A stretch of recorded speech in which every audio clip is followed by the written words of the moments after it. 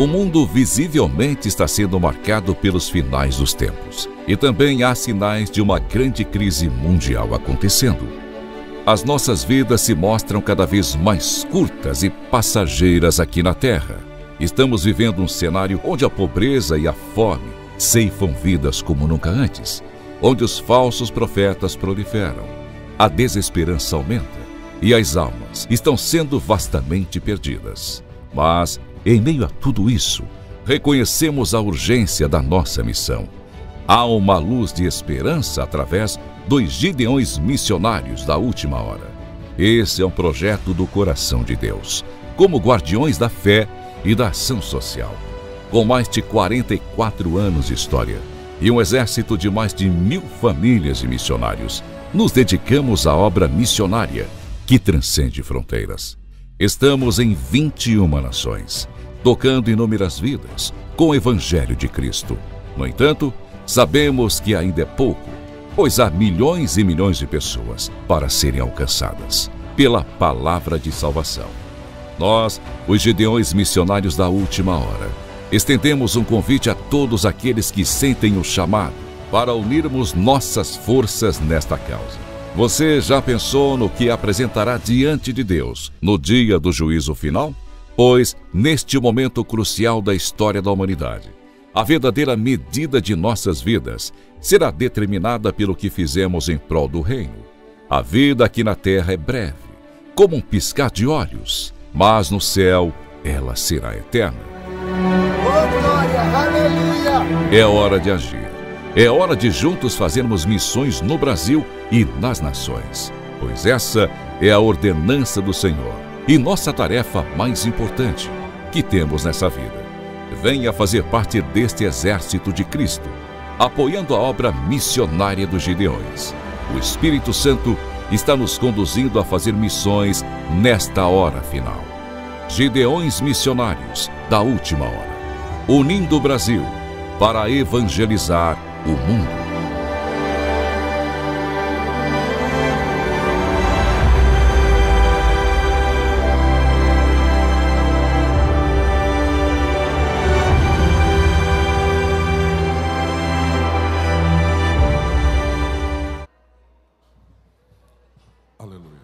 Com alegria na minha alma, eu vos cumprimento na paz do Senhor. Convido vocês a abrir a Bíblia, onde a minha Bíblia está aberta. No Evangelho de Jesus Cristo, escreveu Marcos, no capítulo de número 16. Marcos, capítulo 16, versículo de número 14. Até o versículo de número 18. Marcos 16, capítulo 16 e o versículo 14. Os que encontraram, por gentileza, queira dizer um amém. O texto é o texto áureo das missões. Diz o texto: finalmente apareceu aos 11, estando eles assentados juntamente, e lançou-lhes em rosto a sua incredulidade e dureza de coração, por não haverem crido nos que tinham visto já e disse-lhes: ide por todo o mundo, pregai o evangelho a toda criatura. Quem crer e for batizado será salvo, mas quem não crer será condenado. E estes sinais seguirão aos que crerem: em meu nome expulsarão demônios, falarão novas línguas, pegarão nas serpentes, e se beber alguma coisa mortífera, não lhe fará dano algum. As mãos sobre os enfermos e os curarão. Amém? Tome o teu assento, você que pode. Querida igreja, para mim é um privilégio poder retornar a esta casa e poder servir este trabalho missionário, e eu quero ser grato a Deus esta noite pela vida dos meus pastores, pastor José Wellington Bezerra da Costa, nosso pastor presidente de honra da CGADB e o nosso pastor presidente da nossa convenção estadual Confradesp. E também agradecer a Deus pela vida do pastor José Wellington Júnior, que é o nosso pastor presidente da CGADB, e ele nos dá esta noite a alegria de poder servir a igreja aqui de Santa Catarina. Debaixo da bênção dos meus pastores, eu trago saudação deles, e se vocês recebem por bondade, digo amém. E nesta oportunidade, ser grato a Deus pela vida do pastor Zilmar Miguel, sua esposa, irmã Inês, este casal que aprendemos a amar. Deus seja louvado, e mais uma vez obrigado pelo convite de estarmos cooperando com vocês. E fazendo uso da família Miguel, eu quero agradecer a Deus pela vida deste grande homem de Deus, pastor Giovanni Miguel, e a sua esposa, a nossa querida irmã Michele. Pastor Giovanni, eu costumo dizer que tem pessoas que outras pessoas nos apresentam para aquelas pessoas, mas existe algumas que é o próprio Deus que apresenta. Você sabe do que eu estou dizendo, e eu quero ser grato a Deus pela vida desta família. Agradecer a Deus também pela vida do pastor Abner, sua esposa, a irmã Silmara, que sempre nos recepciona com muito carinho, e eu quero agradecer a Deus pela amabilidade de vocês. Pastor Admilson e sua esposa, a irmã Elaine, é uma alegria revê-los. Deus seja louvado por esta família tão abençoada. E nesta feita, agradecer a Deus pela vida do pastor Sérgio Melfior. Deus abençoe, é uma alegria revê-lo. Já cooperei na convenção, em outros lugares junto com o pastor, que é o vice-presidente da convenção de Santa Catarina, e preparando Deus, estaremos lá no Missões Siloé em agosto, em Joinville. Deus abençoe a sua esposa, nossa querida irmã Helena. Deus abençoe esta família. Saudando o pastor Sérgio, eu sou grato a Deus pela vida do pastor Niltinho, carinhosamente, sua esposa, a irmã Regina, um casal que nos abraçou no estado de Santa Catarina. E eu já estou quase catarinense. Todos os meses eu tenho agenda aqui para estar com vocês. Deus seja louvado. Estarei na convenção em junho, permitindo Deus também, junto com a minha esposa, e para mim é uma alegria servir Santa Catarina. Quero agradecer a Deus pela vida do pastor Adriano, vice-presidente dos Gideões, sua esposa. Pastor Adriano é um paulista que foi emprestado para Santa Catarina e está jogando muito bem aqui no time. Deus abençoe, é uma alegria. Ele é belemita, filho da nossa igreja em São Paulo. Quero ser grato a Deus pela vida do Melk, que tem prestado um grande serviço na mídia dos Gideões. Está de cara nova aí, parabéns para toda a equipe. Cumprimentando o Melk, eu cumprimento todos que trabalham na mídia, que tem sido um instrumento de Deus para os nossos irmãos de longe, que não puderam estar como vocês aqui estão. Agradeço a Deus também pela vida da diretoria dos Gideões Missionários da Última Hora. Quero cumprimentá-los no nome do Senhor Jesus. Sou grato a Deus pela vida da minha amada esposa, a irmã Michele, que me acompanha há 25 anos. Nós estamos juntos há 25 anos, 23 anos casados, trabalhamos juntos como líder dos jovens, trabalhamos juntos como departamento de missões, fomos ao campo missionário e, por bondade do Senhor, há 20 anos pastoreando a igreja. Eu tenho o privilégio de dizer que eu sou um dos mais jovens pastores presidentes do estado de São Paulo. Eu pastoreio o centro do estado de São Paulo, numa linda cidade chamada Jaboticabal, onde são 11 cidades ligadas ao nosso campo, e temos esta árdua missão de cuidar de aproximadamente quase 40 congregações. Então Deus tem sido louvado e tem nos dado esta graça, desta dupla dupla função, em ensinar a palavra e também pastorear. E a irmã Michele, ela é esse instrumento de Deus que Deus tem levantado. Deus tem os seus propósitos. Deus não usa uma pessoa, Deus usa as pessoas. E Deus é tão bonito a forma que Ele fala, que Ele não dá tudo para um. Ele dá um pouco para um e um pouco para outro, e os propósitos se unem. Deus não dá tudo para Samuel, nem tudo para Eli. Samuel consegue ouvir a voz, mas não sabe quem fala. Eli já não ouve a voz, mas sabe quem está falando. Então o ministério se completa no outro. Deus seja louvado pela vida da minha esposa. E também me acompanha nesta viagem o presbítero Josué Pereira, juntamente com a sua esposa, a irmã Regina, que são nossos amigos de longa data e trabalha conosco na Secretaria de Missões ali de Jaboticabal. Deus abençoe nosso diretor de missões que me acompanha. Eu também agradeço a Deus pela vida dos nossos irmãos de Jaboticabal, uma cidade muito linda no interior de São Paulo. E a nossa igreja tem dividido o meu ministério, porque eles aceitam esta chamada entre eu pregar e pastorear. A igreja aqui pode dar um amém para os irmãos de Jaboticabal? Deus seja louvado. Meus irmãos, pelo meu tamanho, eu acho que eu já falei até demais.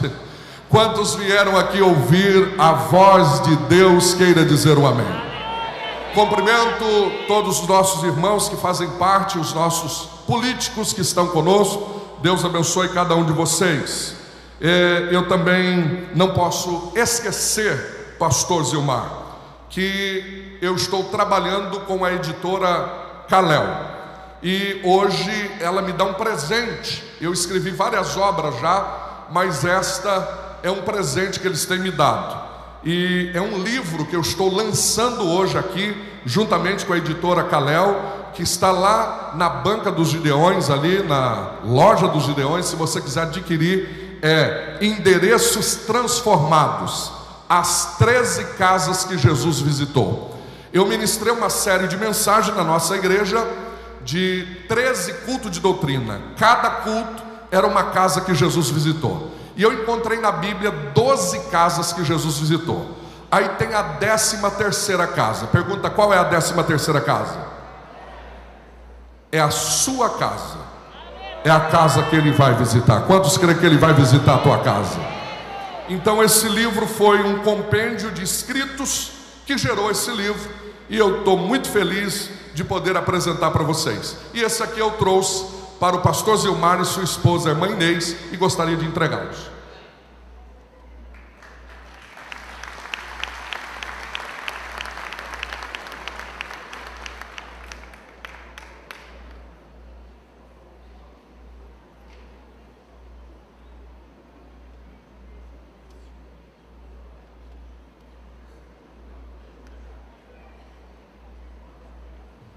Querida igreja, como eu sou um pregador que prego, ensino e prego, eu preciso muito da sua atenção. Se você trouxe um lápis para anotar, anote. Eu sempre digo que é melhor um lápis pequeno do que uma memória grande. Tudo que você anota, nunca mais você esquece. Cumprimento também os meus colegas de ministério que estarão ministrando. Que bom que eu vim antes. E o fardo é mais maneiro, porque depois eu só dou conta de batizar com água. Eles são os que batizam com fogo. É prazer em conhecer pastor Márcio, Antônio Márcio. Conheci hoje no hotel. Pastor André Haas. Deus abençoe. E estou feliz de poder revê-lo. Meus irmãos, vamos para a palavra do Senhor. Nós estamos convivendo em uma sociedade. Repita comigo: sociedade. E dentro de uma sociedade existem algumas colunas. Repita: colunas. Por exemplo, a primeira coluna de uma sociedade se chama família. A primeira coluna de uma sociedade se chama família. E a família, se nós olharmos aí fora, está indo a cada dia de mal a pior. Nunca houve um índice de descrédito familiar como existe nesses últimos anos. A família, a cada dia que passa, está perdendo seus valores morais, valores espirituais. A família, a cada dia que passa, tem trazido uma preocupação para esta sociedade. Houve-se uma matéria que nunca houve um índice de divórcio nesses últimos anos. Então é um retrato que a família a cada dia está indo de mal a pior. E Deus é o Deus que construiu a família. A Bíblia começa com a família e termina com a família. A Bíblia conta a primeira história de Adão e Eva e termina com o encontro do noivo com a noiva. Jesus é amante de família, Deus é amante de família. A Bíblia, em todos os livros, você vai ver que a família foi destaque. Deus sempre honrou e sempre gostou da família. É bem verdade de quando o filho pródigo volta para casa, ele vem ensaiando uma oração, mas quando ele chega diante do pai dele, ele diz assim: pai, pequei contra o céu e perante ti. Primeiro ele confessa no céu o pecado, para depois confessar com o pai. É sinal que quem desonra a casa, desonra céu. Quem desonra a família, desonra céu. Quem desonra pais, desonra céu. Então o segredo é a família. Então, se a primeira coluna de uma sociedade se chama família, e aí fora ela está indo de mal a pior, eu vou pular para a segunda família. Pergunta: qual a segunda família? Não, animados, qual a segunda família? A segunda família se chama educação. A educação faz parte de uma sociedade. A sociedade está em pauta de uma educação. A educação aí fora também está indo de mal a pior. Nunca houve um descrédito nos colégios como houve nesses últimos anos. A minha esposa é professora e alguns anos atrás, ela dando aula, hoje ela não exerce mais esta profissão, hoje ela tem uma clínica e é psicóloga, mas ela chegou em casa desesperada, dizendo: um menino de 11 anos não vai ler, não quer estudar e diz que eu tenho que passar ele no final do ano. Então a família, a cada dia que passa, ou melhor, a educação está indo de mal a pior. Eu li uma reportagem que daqui a 20 anos, se continuar do jeito que está, não vai ter demanda, não terá professores para ensinar os teus netos, os meus netos, porque a educação também está indo de mal a pior. Se você vê isto nessa sociedade aí fora, por gentileza, dê um amém concordando. A terceira coluna de uma sociedade se chama saúde. Qual é a primeira mesmo? Família. A segunda, educação. A terceira, saúde. A saúde também, a cada dia que passa, está indo de mal a pior.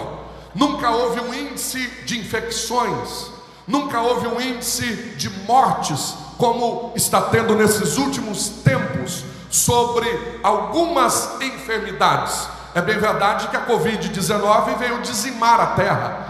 Se você olhar no SUS, Sistema Único de Saúde brasileiro, você vai perceber que a cada dia mais frequentados, os postos de saúde cada dia mais lotados. Por quê? A saúde aí fora também está indo de mal a pior. Eu poderia deixar aqui várias colunas que sustentam uma sociedade, mas eu quero falar da quarta coluna desta sociedade. Vamos só fazer uma retrospectiva. A primeira coluna de uma sociedade se chama família. A segunda se chama, e a terceira se chama. Pastor, o senhor só veio falar coisa ruim para a gente? Isso daí na TV a gente vê? Não, eu vim falar sobre a quarta coluna de uma sociedade, e ela se chama igreja. Ela não quebra, ela não para, ela não muda. Ela foi fundada há mais de 2000 anos atrás.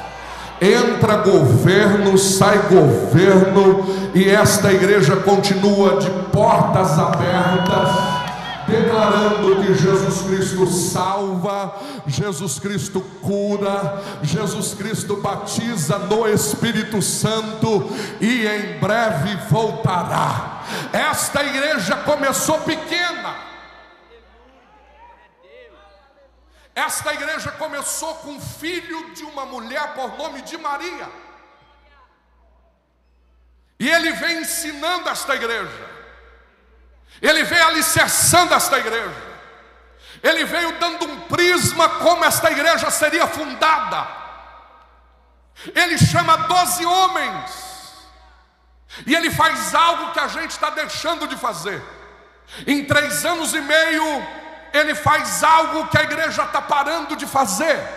A igreja hoje está querendo fazer crentes. A igreja hoje está querendo fazer evangélicos. A igreja hoje está querendo fazer cristãos. Mas Jesus não ensinou nada disso.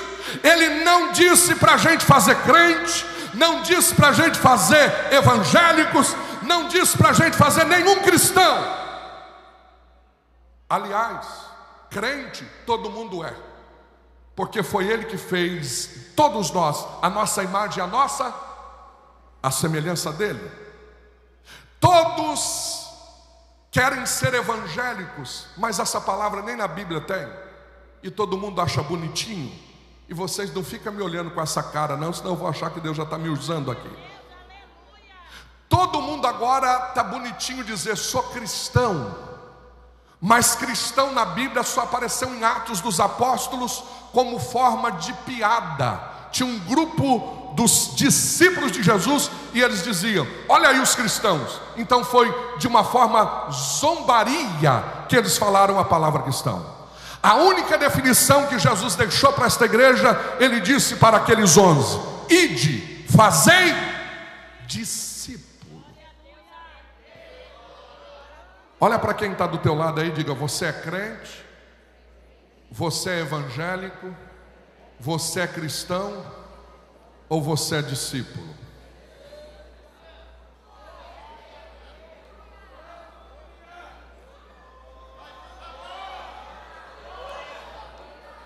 Jesus veio trabalhar com os 11, mas olha o cardápio que Jesus ofereceu para eles 3 anos e meio.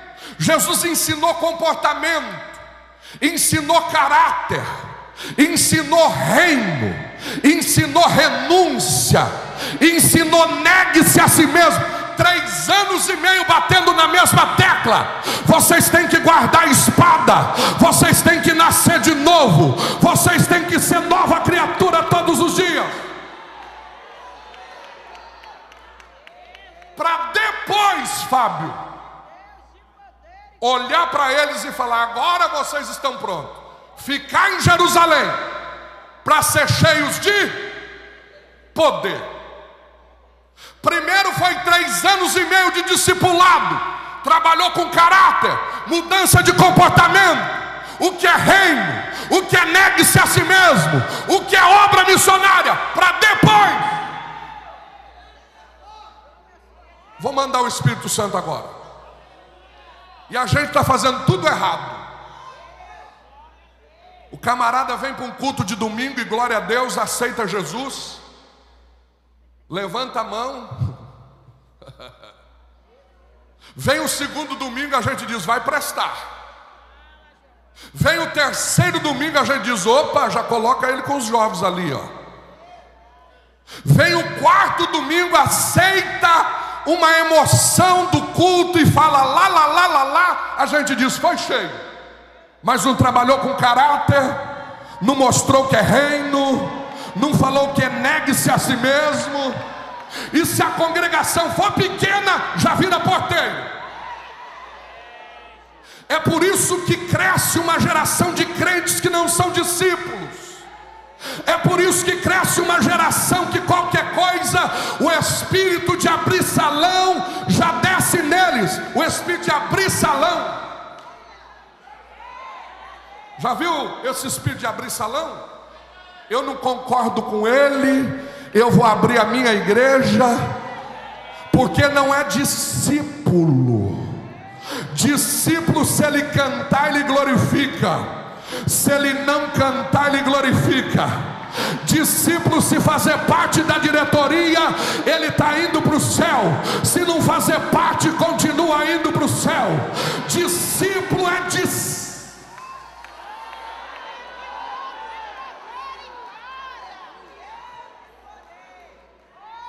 E aí Jesus vem deixando umas facetas.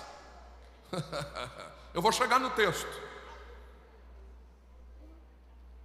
Pastor Melfior, Jesus vem deixando o modelo de culto, é que a gente não aprende. Ele falou, num culto como esse aqui, tem que ter 5 pães e só 2 peixinhos. E a gente põe muito peixe e pouco pão. Tem alguém aí? Pão na palavra é a Bíblia. Ele falou, o modelo de culto tem que ter mais palavra do que peixe. Peixe é louvor. E eu glorifico a Deus porque o negócio está mudando aqui. Vocês viram, né? A cantarola parou. E a prioridade é a palavra, pastor Zilmar. E aí eu fiquei pensando, por que no culto tem que ter mais pão do que peixe? Porque peixe tem muito espinho.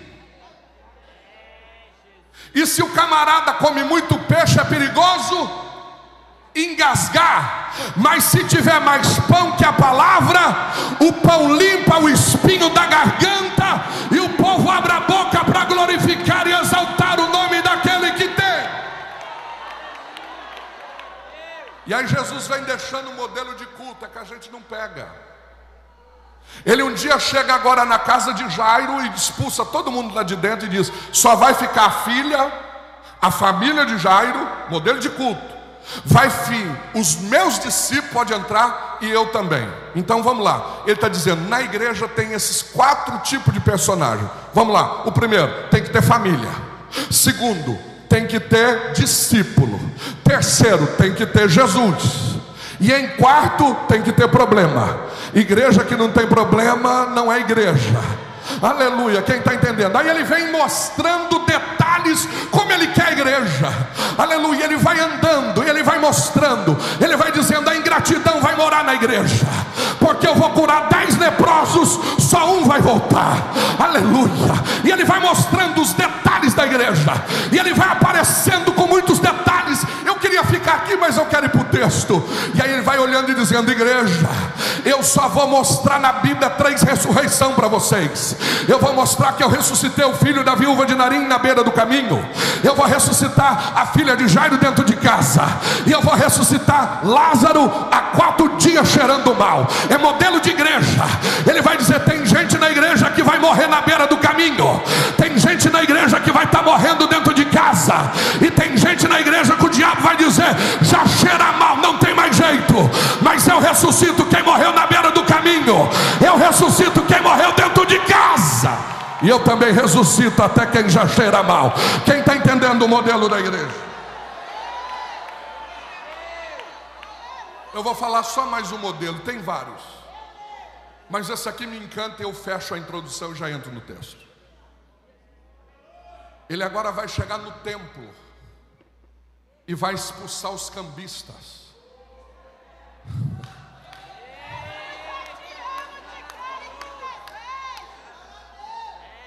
E eu acho interessante isso daqui, porque ele vai fazer 4 coisas ali que me arrepia.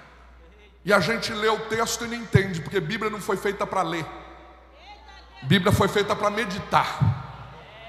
Aí ele chega, um franzino com a zorrague na mão. A diretoria da igreja da época era composta à mesa por 72 cargos. Mas ele enfrenta os 72 com uma zorrague na mão, expulsa os cambistas, abre o colchete, o gado sai pulando, gaiola enferrujada caindo, passarinho voando, moeda caindo pelo chão. E ele vai dar o modelo da igreja de novo, é que a gente não pega. Primeiro ele limpou a casa, repita comigo, ele limpou a casa.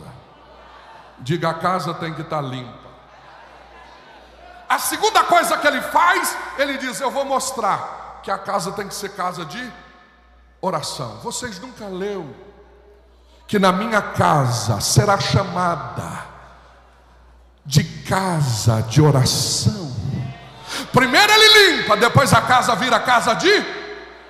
Agora, em terceiro lugar, a Bíblia diz que ele chama os paralíticos, os enfermos, e os cura. Ele transforma a casa em casa de poder. Então olha os degraus, primeiro limpa, depois casa de oração, para depois ter poder. Não dá para inverter os valores. Tem que ter a casa limpa, depois com a casa de oração, para depois ser casa de poder. Aí depois que ele transforma a casa em casa de poder, ele dá mais uma lição. As crianças começaram a cantar: Hosana! Aí os irmãos da diretoria falaram assim: o senhor não está vendo isso aí? Isso aí é uma blasfêmia. Ele falou: vocês nunca leram que é da boca das crianças de peito é que sai o perfeito louvor? A casa tem que ser limpa para ser casa de oração, para ser casa de perfeita adoração, para ser casa de perfeita adoração. Aleluia! Quem quer ser casa de perfeita adoração? Até aqui vocês entenderam? Vai ficar mais fácil agora. O texto que a gente leu é chovendo molhado, porque é muito lindo e é decorado. Mas tem algum segredo aqui nesse texto. E eu fiquei pensando o que sustenta esta igreja, gente. Eu já vi grandes firmas quebrar e colocar placa: aluga-se. Grande shopping que há um mês atrás estava funcionando normal, um mês depois faliu. Essa semana eu passei na rua de um supermercado, de um grande hipermercado na minha cidade. Eu falei: eu vou passar naquele mercado, de repente fechado. Eu falei: o que aconteceu? Fechou não sei quantas lojas no Brasil. Eu falei: mas isso aí quebra? Eu pensei que nunca ia quebrar. Quebra. E a igreja que não quebra? E a igreja que começou numa casa cantando o hino desafinado da harpa, 2, 3 pessoas, e alguém olhava e dizia: isso daí não vai a lugar nenhum. Não vai. De repente não é 3 pessoas, mas já é meia dúzia cantando na sala. Aí diz: não, é só 6 pessoas cantando. Só 6. Passa uns dias, já tem 15 pessoas, tem que ir para a área, para a varanda.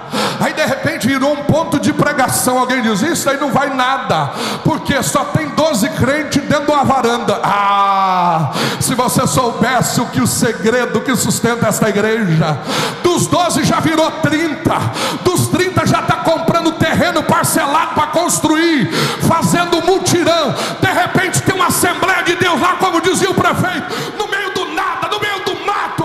O que mantém esta igreja? Pastor, pelo nível que eu estou vendo, o que mantém ela é o meu dízimo. Eu sou o maior dizimista daqui. Você está equivocado. O teu dízimo ajuda, e é obrigação tua ser dizimista. Mas o que mantém esta igreja de pé é muito mais do que dinheiro. E eu gostei esta noite, porque o pastor Zilmar esqueceu até de tirar a oferta, mas eu gostei, para mostrar que no coração dele não tem cifrão, tem amor, tem obra missionária. Aramaia, Selamaia. Eu estou sentindo Deus nesta casa. Quem dá um grito aqui? O que mantém esta igreja de pé?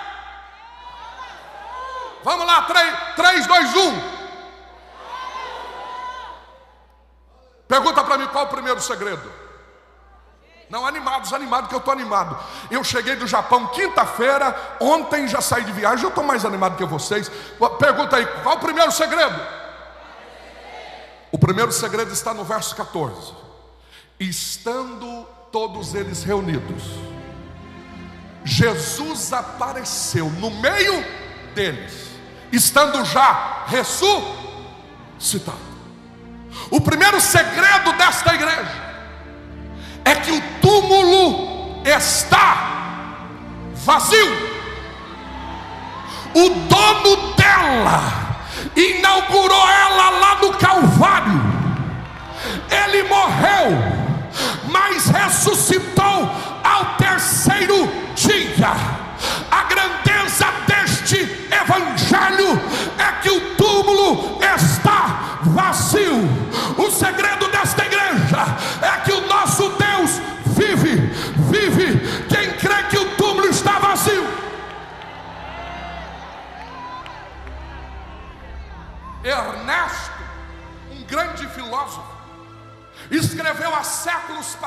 dizendo: o cristianismo não vai chegar a lugar nenhum, vai falir.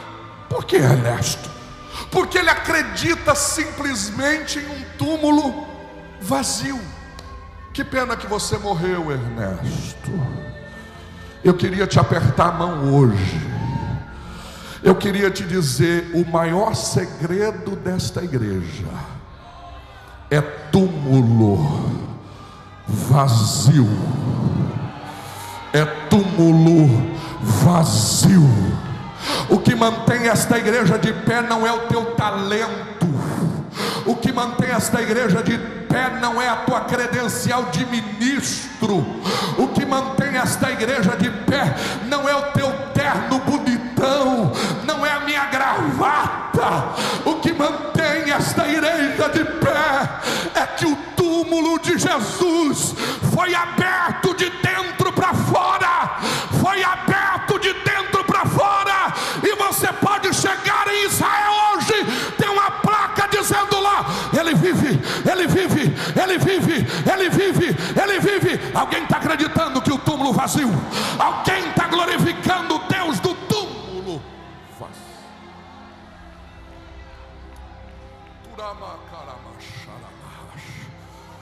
Aleluia, aleluia. Eu acho bonito quando Jesus sai ressuscitado e ele prega para a multidão, mas ele vai atrás de dois, porque Jesus vai no micro e no macro. Eu amo o ministério de Jesus. Ele vai atrás de dois discípulos lá no caminho de Emaús, vocês lembram? Olha que coisa interessante. Ele encontra com dois discípulos, e foi os únicos dois discípulos que não participou da ceia. Quem não participa da ceia não vai longe.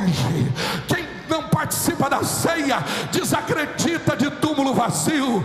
Aí Jesus aproxima perto dele como um andarilho, como um peregrino, e eles estavam olhando o jornal. Mas sabe qual jornal ele estava na mão? O jornal de sexta-feira.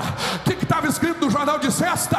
Ele morreu, ele morreu, ele morreu.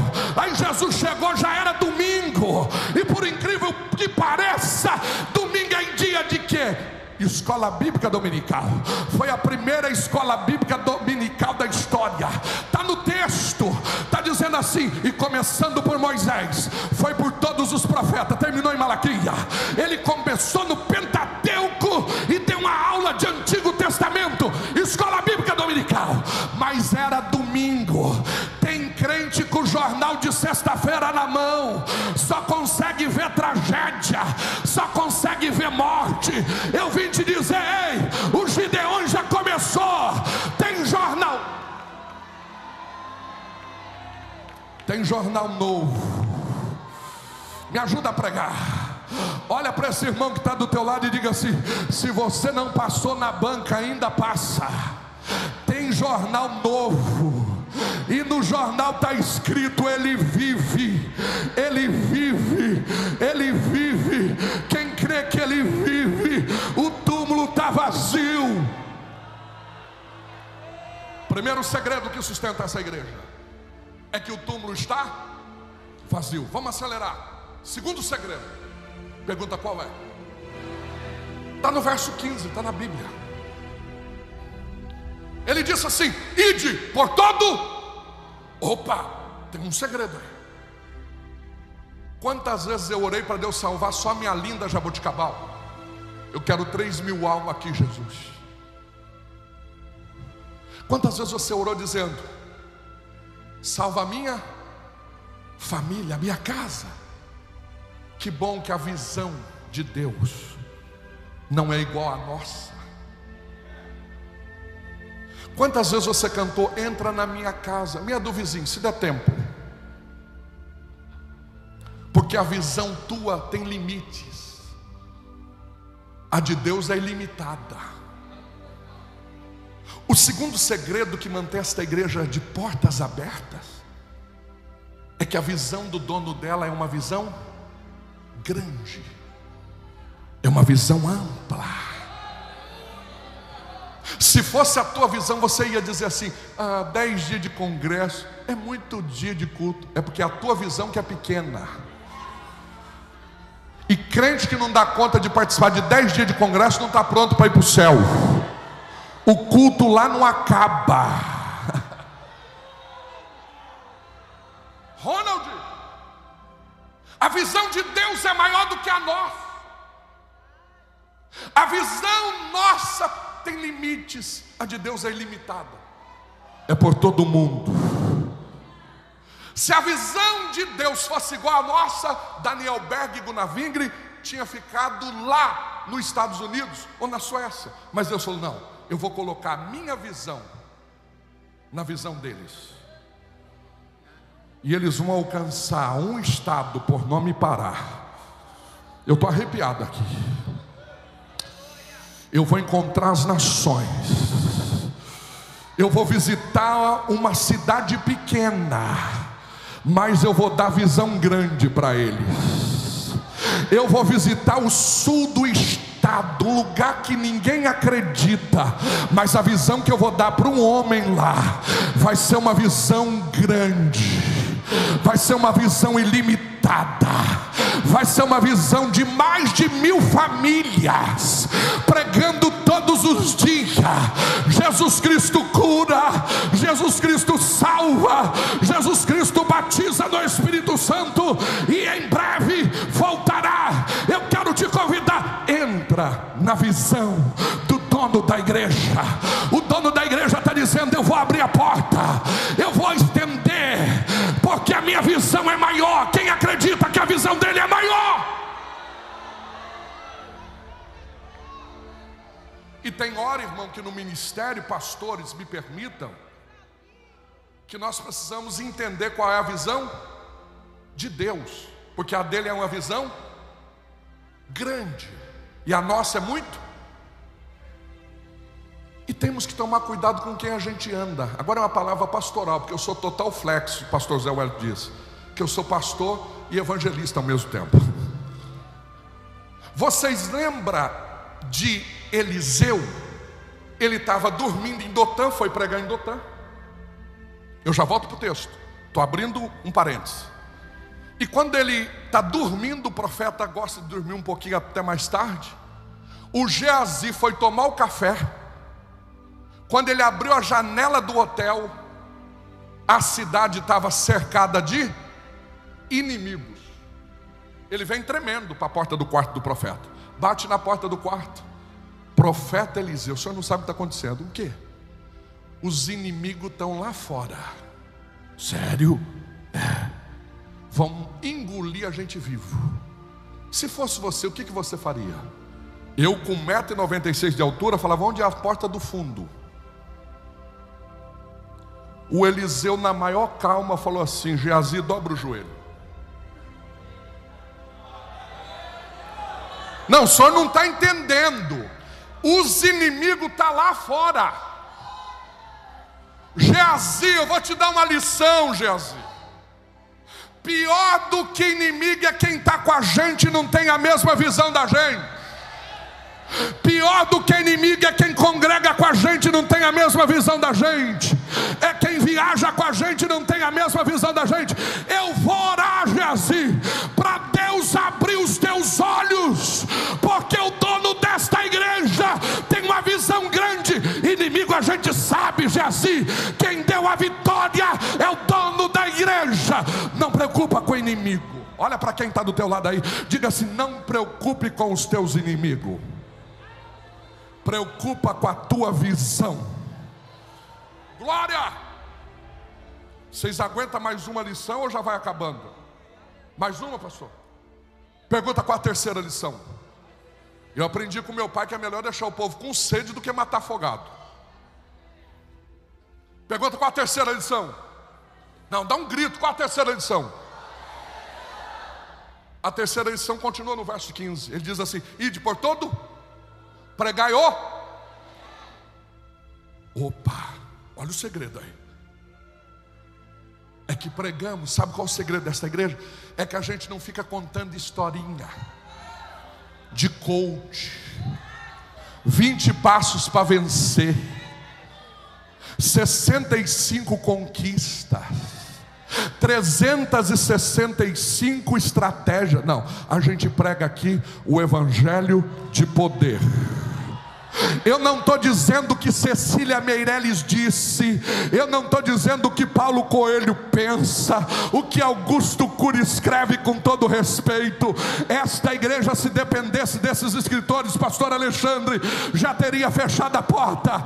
Mas nós estamos aqui por causa de um livro, por causa de uma palavra, e esta palavra tem poder de transformar o macumbeiro, de libertar o bebum, de transformar o drogado. Ei, políticos que aqui estão, o maior segredo desta igreja para libertar Camboriú é a palavra, é a palavra, é a palavra.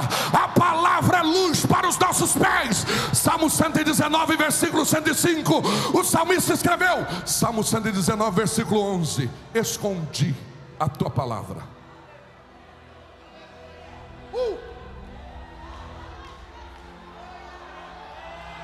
Quem tem a Bíblia aí? Fica no olho aí os que vão tirar foto. Quem tem a Bíblia, levanta. Aleluia. Eu quero ver um mar de Bíblia aqui. Não levanta só a Bíblia, só a Bíblia. Aleluia. Com a Bíblia levantada, aqui está a resposta do inferno. Satanás não tem medo de cara feia. Satanás não tem medo de credencial. Satanás não tem medo de microfone. Mas a palavra aberta, ele treme, ele treme. Aqui está a palavra de Deus. Quem tem coragem de gritar: aqui está o remédio que mudou a minha história. Quem tem coragem de dizer: aqui está o passaporte da eternidade. Quem tem coragem de abraçar a Bíblia? Quem tem coragem de dar um beijo na Bíblia? Tem crente que beija o cachorro, mas não beija a Bíblia. Beija a palavra aí. Aleluia. E diz: ah, mudou a minha história, mudou a minha vida, mudou meu destino, mudou o teu destino. Você estava sendo condenado ao inferno.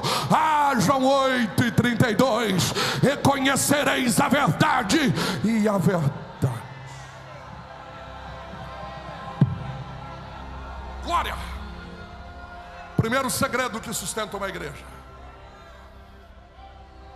é que o túmulo está.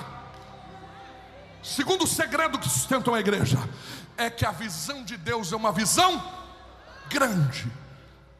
O terceiro sustentáculo, o terceiro segredo desta igreja é que pregamos o evangelho de poder.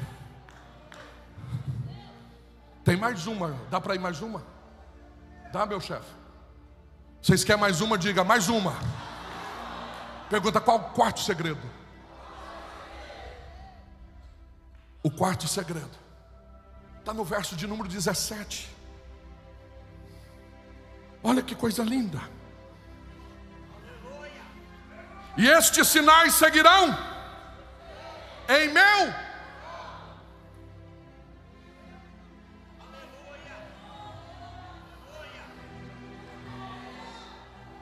O teu nome aqui pode sair de cena, mas tem um nome que é o segredo desta igreja. Eu vou mostrar para vocês, vou no Antigo Testamento de novo, mas já volto. Eu vou mostrar para vocês que nome não vale nada. Repita comigo: nome não vale nada. Vocês lembram quando José foi demorado ser lembrado pelo copeiro? Cadê os alunos de escola dominical? Quantos anos ele demorou?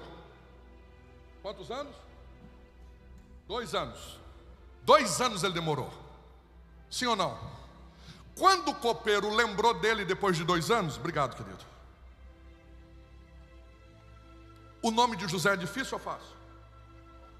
Fácil. É o Zezinho, é o Zé. Se fosse o Westerson, eu tenho um obreiro lá que chama Westerson. Demorou 2 anos para me decorar o nome dele. Tem outro lá que chama Herbert Richard.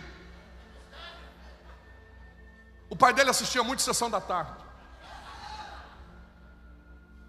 Agora a Bíblia diz que o copeiro lembrou do sonho, mas não lembrou do José. Está escrito lá assim, ó: tem um homem, quem é? Não tem nome, ele me deu um branco, esqueci do nome. É um hebreu. Mas não tem nome, eu esqueci. Mas o que ele faz? Ele interpreta sonho. Esqueceu do nome, mas não esqueceu do propósito. Porque nome não gera propósito, mas propósito gera nome.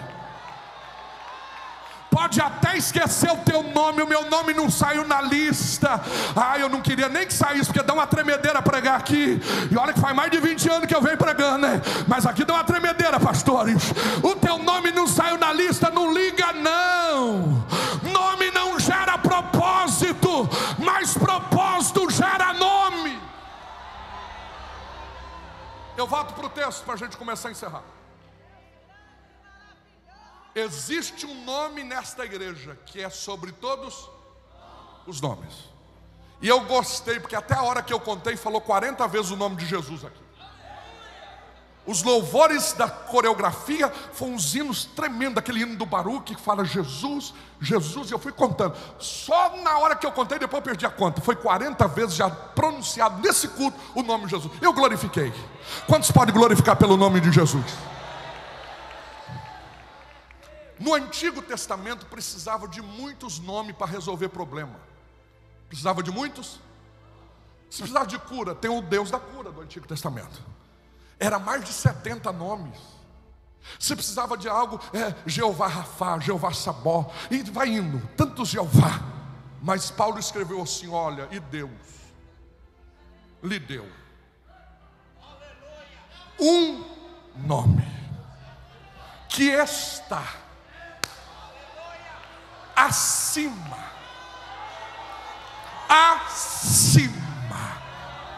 de todos os nomes. Não glorifica ainda que eu vou enfeitar. O povo passa por esta terra e o povo tem memória curta, você concorda comigo? Gente que a gente lembrava depois que morre, foi mais um que... Por exemplo, há mais de 2 décadas atrás morreu Ayrton Senna. Eu chorei quando ele morreu. Um grande patriota, sim ou não? Hoje você ouviu falar de Ayrton Senna? Quem ouviu? É raro, hein? As mãos estão tudo abaixadas. Foi mais um que? Foi. O povo tem memória? Eu vou aproveitar os políticos aqui. Morreu um grande político no estado de São Paulo por nome de Ulisses Guimarães. Lembram? Quando ele morreu, a folha do estado de São Paulo ficou negra, escrito luto pelo estado de São Paulo. Mas hoje ninguém fala mais em Ulisses Guimarães. Ontem que eu vi uma placa dele, Rodonel, Ulisses Guimarães. Foi mais um que? O povo tem memória curta. Quem é que não se lembra de Michael Jackson? Demorou a enterrar, hein? Mas enterraram. Você já ouviu falar de Michael Jackson hoje? Não. Foi mais um que? O povo tem memória curta. Mas esta noite,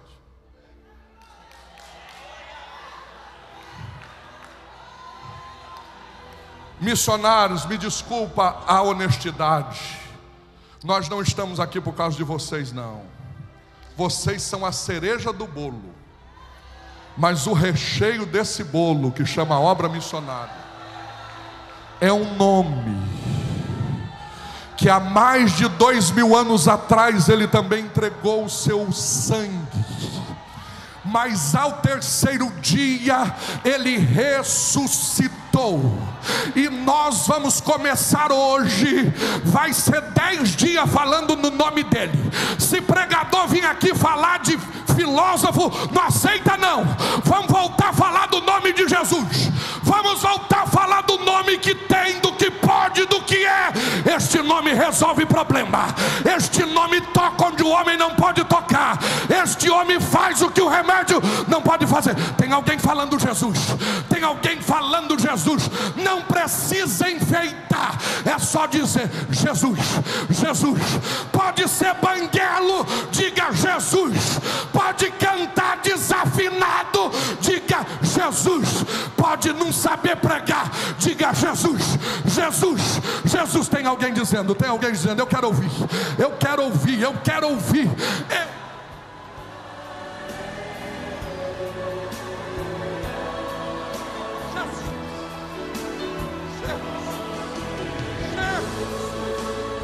Jesus.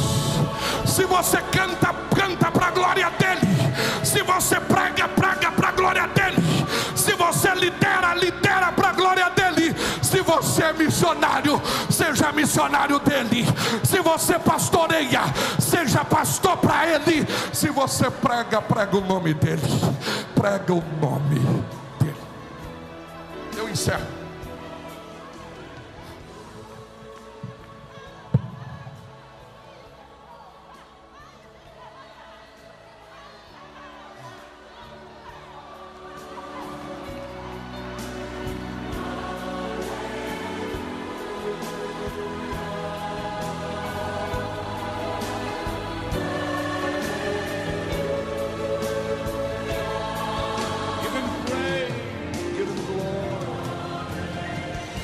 Eu coloco a cereja do bolo. É a quinta lição? É a quinta? Pergunta qual a quinta lição. Está no verso 18. Olha aí. Olha que coisa linda. Pegarão na serpente. Se beber alguma coisa mortífera, não lhe fará dano algum. Imporão as mãos sobre os enfermos e ossos. Em nome dele expulsarão demônios. Falarão novas. Sabe qual o quinto segredo dessa igreja? São 10, mas eu vou falar só esses 5. Pergunta qual o quinto? É que tem uma promessa. E não foi teu pastor que fez, não. Não foi a convenção que te fez essa promessa. Foi ele.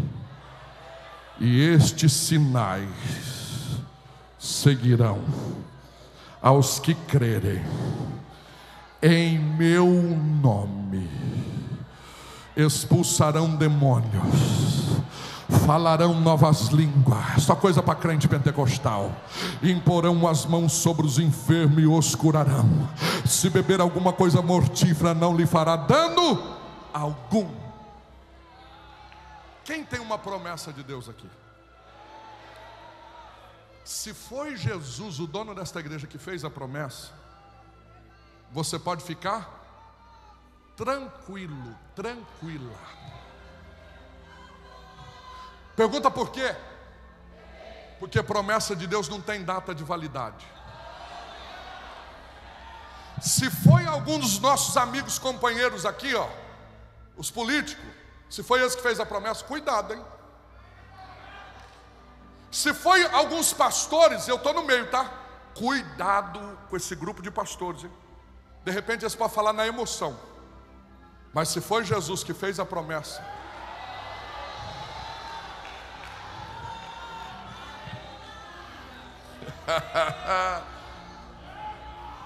quem tem uma promessa de Deus aqui?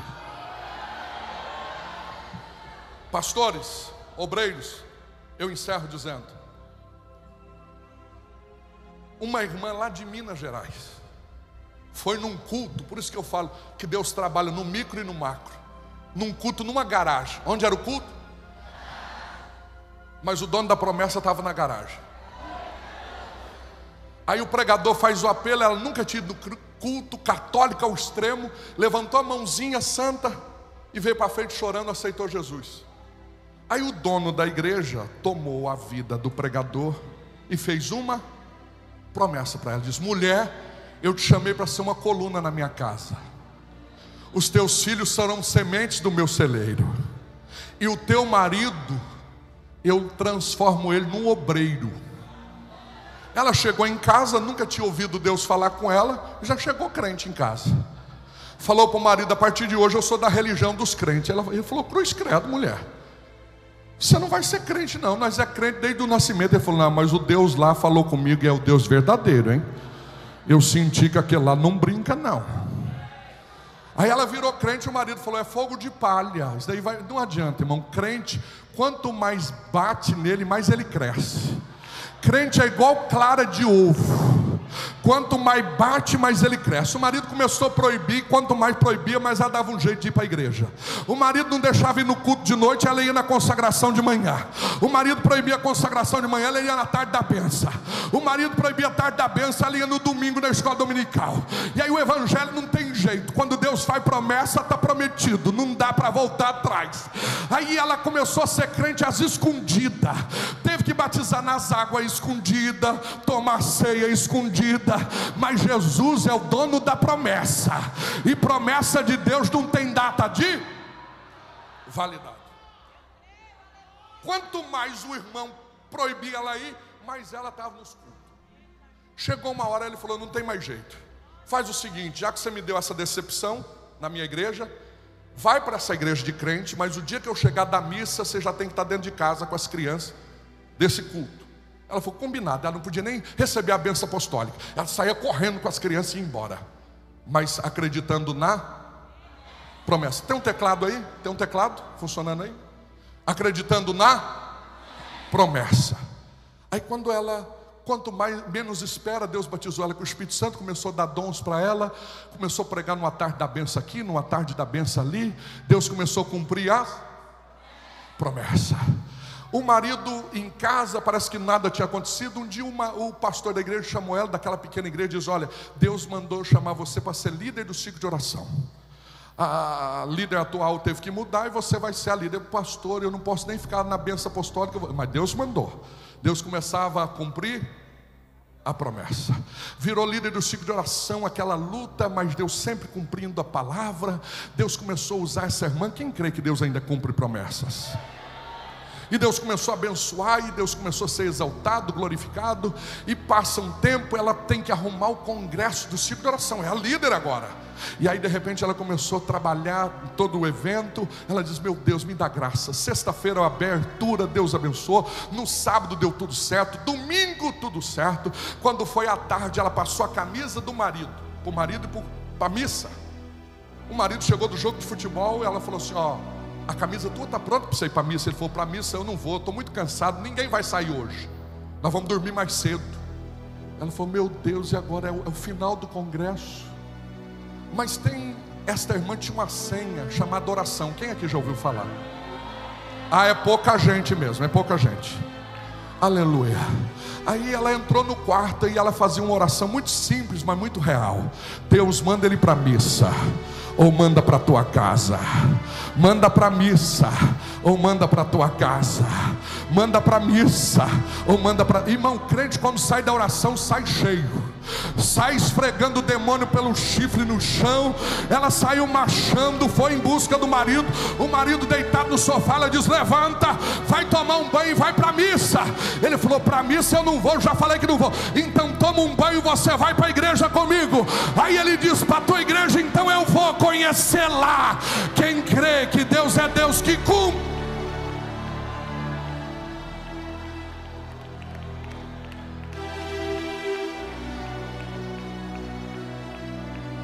Deus está renovando promessas aqui hoje.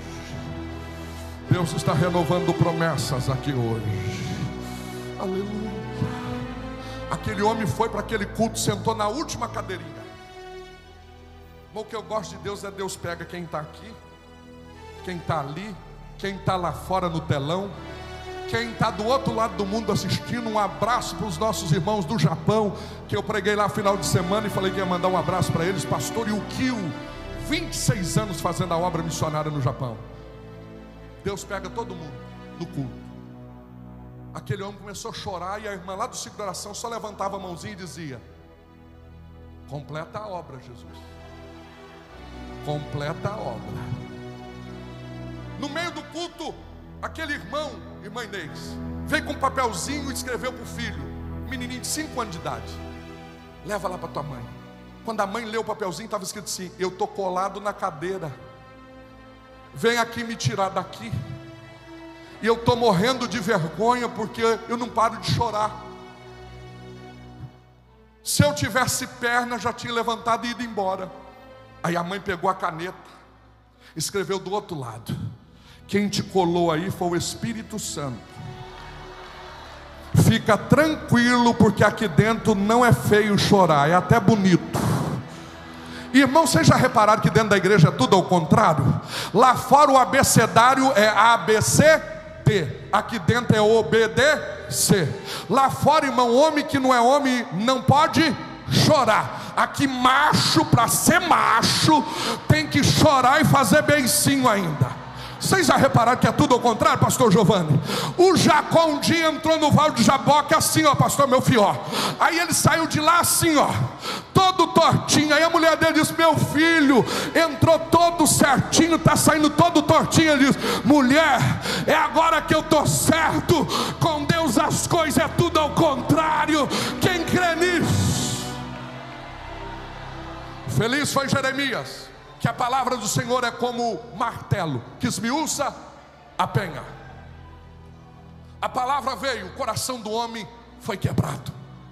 Quando o pregador fez o apelo, quem levanta as mãos aceitando Jesus chorando? O homem. Aleluia. A mulher levanta do círculo de oração com os filhos pequenos. O pregador nunca tinha ido lá, mas profecia não tem data de... Deus olhou e disse: mulher, tu és uma coluna. O teu marido levanto ele como um obreiro. Os teus filhos são sementes do meu celeiro. Assim diz o Senhor. O marido virou crente da noite para o dia. Ele olhou para a mulher e falou: amanhã tem o quê? É oração nas casas. Não precisa ir não. Não, eu quero ir nas orações, porque eu quero que eles orem aqui em casa também. Terça-feira é doutrina. Não precisa ir não, eu quero ir. Irmã, se Deus salvar o teu filho, você vai ter que, teu esposo vai ter que aceitar Jesus de novo. Vai ficar mais crente do que você. O marido ficou uma bênção. Em 3 meses fez discipulado, batizou nas águas. Deus abençoou, levantou ele como um diácono da igreja. Começou a trabalhar como diácono, a esposa líder do círculo de oração. Os dois fazendo a obra de Deus, dizimista, escola bíblica dominical. Pergunta: melhorou, pastor? Não, animado, melhorou, pastor? Se eu falar que piorou, vocês acreditam? Como entender as coisas de Deus? A família que nunca tinha passado necessidade em casa começou a passar necessidade financeira, mas a promessa estava de pé. Pastor, o negócio está tudo certo aqui, mas não é só aqui que tem que estar certo. Está certo aqui, é obrigação nossa. O negócio tem que estar ligado lá em cima. Quem está entendendo? A irmã que não tinha comida para dar para os filhos, eu estou encerrando agora. Tinha 1 quilo de farinha, repita comigo, 1 quilo de farinha. Colocou numa bacia e falou: só tenho isso, vou fazer uma receita incompleta, não tem nem os ingredientes completos. O que eu gosto de Jesus é quando não tem para completar, ele completa. Ela começou a cantar aquele hino: não desanimes por ter tua cruz maior que a do teu irmão. A mais pesada levou teu Jesus, te consola então. Lágrimas caindo no pão, a tua cruz vai levando, chorando. Eu gosto de Deus é quando Ele quer trabalhar, Ele só olha. Ele só faz assim, ó. O pão foi para dar o crescimento. Após o crescimento foi para o forno, pastor Adriano. Aí o cheiro chegou na vizinha. A vizinha foi lá na porta: é bolo ou pão que a senhora está fazendo? É um pão. Que cheiro é esse? Me dá um pedaço ou me vende. A irmã falou: vou te dar um pedaço. Deu um pedaço de pão. No outro dia dividiu para os filhos restantes. No outro dia a vizinha veio com dinheiro na mão: que pão é aquele? Compra ingredientes para mim e para você, vamos fazer pão. Alguém pode dar um glória a Deus? No outro dia a outra vizinha: a senhora está fazendo pão? A irmã falou: estou. Então eu quero um pão. De repente a rua estava inteira lá: eu quero desse pão, eu quero desse pão. De repente os meninos da irmã começaram a entregar pão de bicicleta no bairro, todo mundo querendo do pão dessa irmã. De repente a cozinha ficou pequena, teve que emendar a sala junto com a cozinha. De repente a casa ficou pequena, virou uma padaria. De repente o marido teve que sair do emprego, veio trabalhar com a irmã. De repente teve que comprar um lote. Quem crê na promessa? Construiu uma padaria. Aleluia. Hoje eles têm 18 funcionários. Da padaria foi gerado um mercado. Tem um ditado nessa cidade: quem vai lá e não come do pão da irmã Neuzinha, que é o pão do milagre, não foi lá. Aleluia. Essa irmã tem 30 anos que ela é líder do ciclo de oração. André Reis, eu não aguento mais pregar lá. Todo ano ela quer que eu prego lá. Vou te indicar para pregar lá a partir desse ano. Uma filha desta irmã trabalha com os jovens da igreja. O marido desta irmã tem mais de 20 anos que é diácono da igreja. Quem crê que Deus cumpre a promessa? Passou-se 37 anos. Quantos anos? Quem lembra do menino de 5 anos? Quem lembra? Recebeu um convite para pregar no 39º Congresso de Missões, na abertura dos Gideões. Segura! Eu quero convidar minha mãe agora para dizer para vocês que Deus não erra. O Deus que prometeu, Ele é fiel para cumprir. A promessa de Deus não tem data de validade. Nós estamos aqui declarando que Jesus Cristo é fiel. Aleluia, oh, aleluia. Eu quero dizer para vocês, povo de Deus, que aquilo que o Senhor fala, Ele cumpre. Aquilo que Ele promete, Ele faz. Porque Ele fez na minha vida, aleluia. E eu estou grata ao Senhor, porque Ele prometeu, aleluia, de levantar o meu filho como pastor, como vaso. E o Senhor fez isso. E hoje eu vejo pelos meus olhos as promessas que o Senhor me prometeu. Por isso, amados irmãos, igreja de Camboriú, comece a glorificar o nome do Senhor e creia que Ele é Deus na tua vida. Ele te prometeu, Ele vai fazer, amando calamanácia, porque Ele é fiel. E as promessas do Senhor não caem por terra. O Senhor levantou esse meu filho para fazer uma grande obra, e nós temos visto Deus na vida dele, aleluia. E o Senhor tem cuidado da minha família. Eu e a minha casa servimos ao Senhor. E essa padaria que o Senhor nos deu, amados irmãos, foi um sonho que Ele me deu. A receita do pão estava escrito, e no outro dia que eu me levantei, eu li aquela receita, e o Senhor diz para mim desta receita: eu vou fazer grande obra na tua vida, eu vou te abençoar, eu vou te prosperar, e os teus filhos serão abençoados, aleluia. Amados irmãos, hoje, Monte Santo de Minas, e eu quero dizer, mandar um alô lá para Monte Santo de Minas, que é a minha terra, minha cidade natal, aonde o Senhor abriu as portas, e temos uma panificadora lá, que ninguém vende como nós. Por quê? Porque foi Deus que prometeu, e quando Ele promete, Ele faz.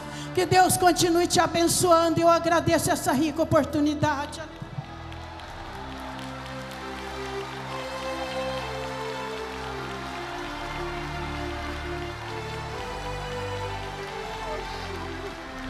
Se Deus te fez uma promessa, nada vai impedir. Promessa de Deus não tem data de validade. Eu quero fazer uma oração com a permissão do pastor.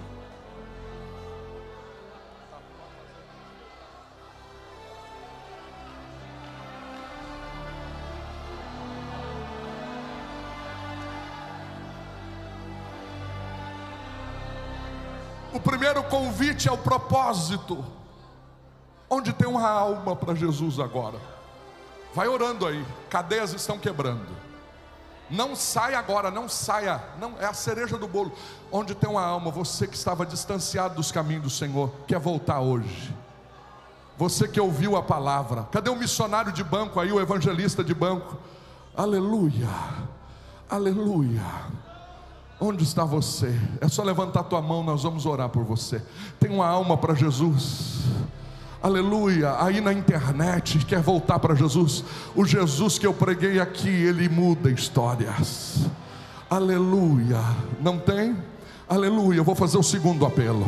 O segundo apelo é que você ouviu a palavra e você se identificou e tem uma promessa, e hoje Deus está ressuscitando esta promessa. Sai do teu lugar correndo, eu vou te ajudar com uma oração. Aleluia. Deus está renovando alianças aqui hoje. Venha.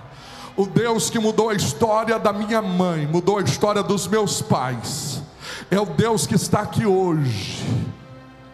Olhe todos para mim aqui. Vem vindo, nós já vamos orar. Sabe o que eu acho bonito nessa história? É que a minha mãe passa essa receita para todo mundo.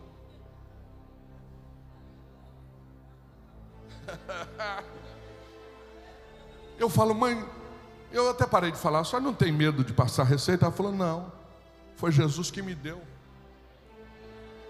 Todo mundo que faz do pão não fica igual. Pergunta por quê?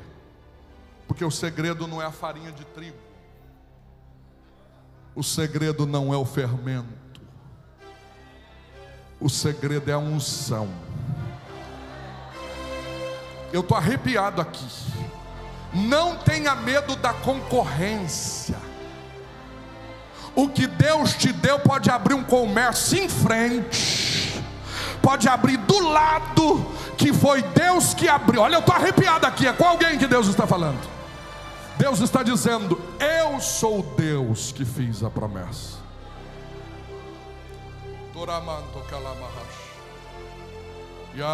Estou sentindo Deus aqui renovando alianças.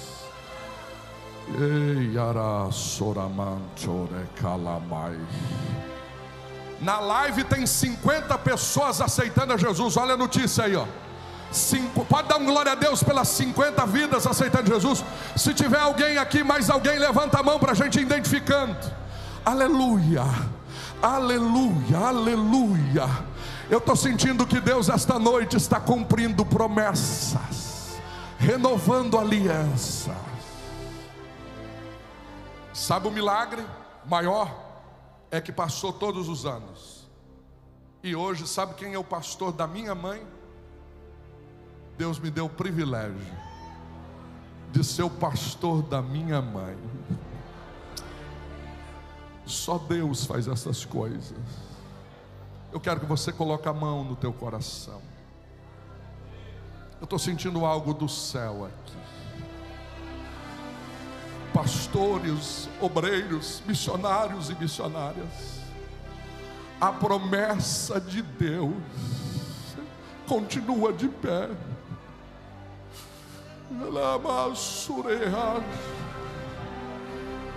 Eu sei quando eu ensino, eu sei quando eu prego, mas eu recebo também quando eu profetizo. Deus manda dizer para alguém aqui que aquilo que poderia demorar anos, que amando que lá ia ser, aquilo que poderia demorar meses, aquilo que poderia demorar até semanas, Deus está fazendo da noite para o dia. É da noite para o dia, é da noite para o dia. Quem crê nesta palavra, com a mão levantada, com a mão levantada. Espírito Santo de Deus, eu preguei a tua palavra, e o pregador só consegue levar a mensagem até o ouvido do ouvinte, mas do ouvido ao coração és tu, Espírito Santo. Vai renovando alianças, vai renovando chamadas.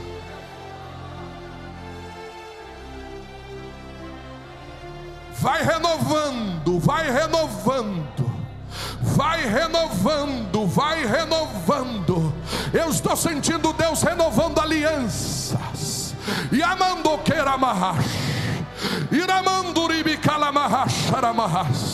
Receba desta renovação. Tem um azeite fresco sobre a tua cabeça agora. Quem é batizado em línguas estranhas, ele te renova agora. Quem não é batizado, ele te batiza agora. Receba o toque do divino Espírito Santo. Tem alguém recebendo, tem alguém recebendo, tem alguém recebendo, tem alguém recebendo, tem alguém recebendo, tem alguém recebendo, tem alguém recebendo.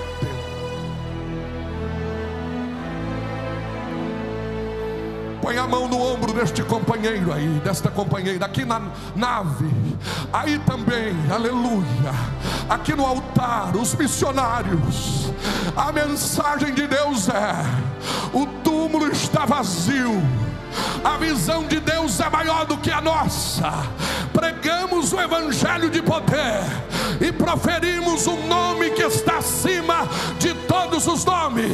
E sobre a tua cabeça, sobre o teu ministério, sobre a tua chamada, tem uma promessa.